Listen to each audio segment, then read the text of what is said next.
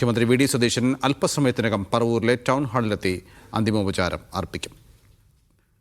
വിവിധ മേഖലകളിൽ നിന്നുള്ള നിരവധി ആളുകൾ, മന്ത്രിമാർ, ജനപ്രതിനിധികൾ എല്ലാം എത്തിക്കൊണ്ടിരിക്കുകയാണ്. ഇപ്പോൾ കായിക മന്ത്രി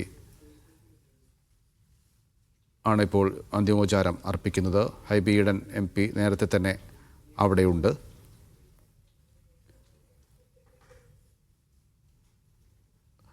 കായിക മന്ത്രി OJ ജനീഷ് ഇപ്പോൾ അന്തിമോപചാരം അർപ്പിച്ചു കഴിഞ്ഞു.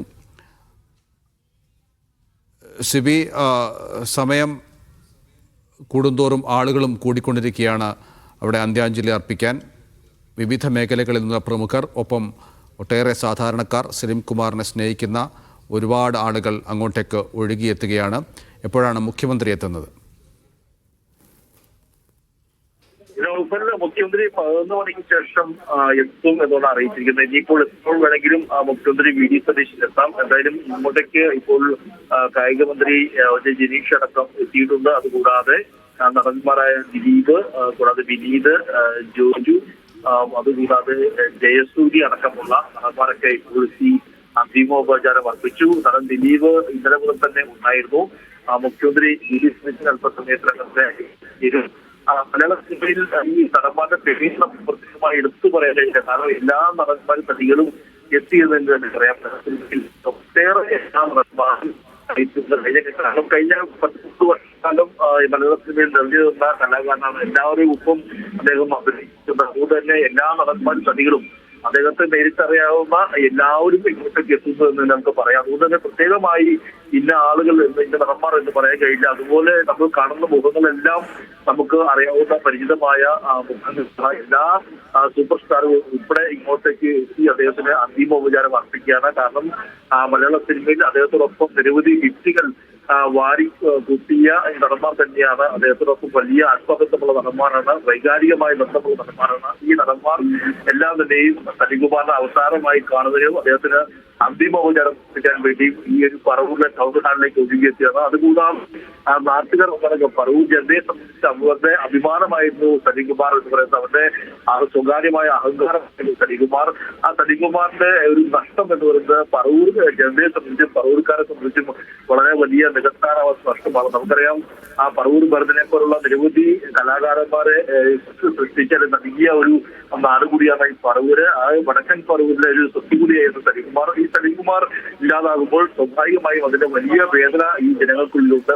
എല്ലാ കളികളിലും ഒരു നടൻ എന്നതിനപ്പുറമായി ഒരു സഹോദരൻ, ഒരു മകൻ, ഇതൊക്കെ കൂടി ഈ നാട്ടുകാർ കണ്ടിരുന്ന ആൾ കൂടിയാണ് സലീംകുമാർ.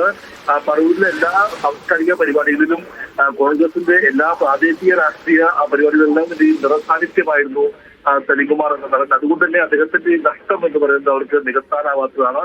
ആ ഒരു സ്നേഹം അത് കൃത്യമായി നമുക്ക് ഈ പറവൂരിലെ ടൗൺ ഹാളിൽ കാണാൻ, ടൗൺ ഹാളിലേക്ക് ഒരു വലിയ ജനസംഖ്യ തന്നെ ഇങ്ങോട്ടേക്ക് ഒഴുകിയെത്തുകയാണ്. ഇവരെ നിയന്ത്രിക്കാൻ വേണ്ടി കൃത്യമായി പോലീസ് സംവിധാനമുണ്ട്. ഈ പോലീസ് കൃത്യമായി ജനങ്ങൾക്ക് കൃത്യമായി ഓരോ വരിയായി നിർത്തിക്കൊണ്ട് സലീംകുമാറിനെ അവസാനമായി കണ്ട് മടങ്ങാനുള്ള സൗകര്യവും ഒരുക്കിയിട്ടുണ്ട്. ഈ സിനിമാ പ്രവർത്തകർക്കും നടന്മാർക്കും നടിമാർക്കും ആയിട്ടൊക്കെ വേറെ പ്രത്യേകമായ ഒരു മതിലും ആസൂത്രണ ഒരു എക്സിറ്റേക്ക് അവർക്ക് നൽകിയിട്ടുണ്ട്. അങ്ങനെ കൃത്യമായി സൗകര്യങ്ങൾ ഇവിടെ ഒരുക്കിയിട്ടുണ്ട്. ഉച്ചയ്ക്ക് 1 മണി വരെ ഇവിടെ ഈ ടൗൺ ഹാളിൽ പ്രദർശനത്തിന് വെക്കും. നമുക്ക് മനസ്സിലാക്കാൻ കഴിയുന്നത് ഇത് അല്പം കൂടി വൈകാനുള്ള സാധ്യതയുണ്ട്. കാരണം നല്ല തിരക്ക് ഓരോ സമയം കൂടുന്നതോറും നല്ല തിരക്ക് കൂടുതൽ അനുഭവപ്പെടുകയാണ്. അതുകൊണ്ട് തന്നെ ഇത് വൈകാനുള്ള സാധ്യതയുണ്ട്. ഇതിനുശേഷം ഉച്ചയ്ക്ക് 1 മണിക്ക് ശേഷം തൊട്ടടുത്തുള്ള 2 കിലോമീറ്റർ മാത്രം ദൂരെയുള്ള വീട്ടിലേക്ക് കൊണ്ടുപോകുക. സലീംകുമാറിന്റെ ലാഫിംഗ് വില്ല, അദ്ദേഹത്തിന്റെ സ്വപ്ന ഭവനം കൂടിയാണ്. ആ ലാഫിംഗ് വില്ലയിലേക്കാണ് കൊണ്ടുപോകുക. തന്റെ ഈ ഒരു സംസ്കാരം ഒന്നിനെയും ഒരു മതാചാര പ്രകാരവും നടത്തേണ്ടതില്ല എന്ന് അദ്ദേഹം നേരത്തെ തന്നെ പറഞ്ഞിരുന്നു. അതുകൊണ്ട് തന്നെ അദ്ദേഹത്തിന്റെ വീട്ടുവളപ്പ് തന്നെയാണ് സംസ്കാരം എല്ലാത്തിനെയും നടത്തുക. അതിന്റെ ക്രമീകരണങ്ങളും അവിടെയും ഒരുക്കിയിട്ടുണ്ട്. രാവിലെ നമ്മൾ അവിടെ വീട്ടിൽ പോയിരുന്നു. അവരുടെ പ്രാദേശികമായി അദ്ദേഹത്തിന്റെ ഏറ്റവും അടുത്ത അയൽവാസികളുമായി സംസാരിച്ചത് അവരൊക്കെ തന്നെ വളരെ വൈകാരികമായിട്ടാണ് ഒരു അയൽവാസി നിലയിൽ, അല്ലെങ്കിൽ നടന്ന നിലയിൽ, അത് ഒരു അയൽവാസി നിലയിൽ പോലും അദ്ദേഹത്തിന്റെ സ്നേഹം അവർ നമ്മളോട് പ്രകടിപ്പിക്കുകയും ചെയ്തു. മാത്രമല്ല 2018 ഉണ്ടായ കാലത്തൊക്കെ അദ്ദേഹം ഈ അയൽവാസികൾ പറഞ്ഞിട്ട് ആ സമയത്ത് സലികുമാർ ഇവിടെ ഉണ്ടായിരുന്നു. അദ്ദേഹത്തിന്റെ ആ വലിയ വീട്ടിൽ ഒറ്റ മുറി ഒഴിച്ച് ബാക്കി എല്ലാ മുറിയും തൊട്ടടുത്തുള്ള അയൽവാസികൾക്കും പ്രദേശവാസികൾക്കും തുറന്നു കൊടുത്തു. അങ്ങനെ അവരെല്ലാം ഒരുമിച്ചാണ് ആ ഒരു ദുരിതത്തെ നേരിട്ടത്. അദ്ദേഹം ഒരു സെലിബ്രിറ്റി എന്ന ഒരു പകിട്ട് ഉപയോഗിക്കാതെ അവർക്കൊപ്പം നിന്നുകൊണ്ട് അവരെ ഒരുമിച്ച് അവരെ സഹായിച്ചുകൊണ്ട് ആ ദുരിതത്തെ അതിജീവിച്ച കഥയൊക്കെ ഇന്ന് രാവിലെ അവർ പട്ടികയുണ്ട്. അങ്ങനെ പറയാൻ ഒരുപാട് കാര്യങ്ങൾ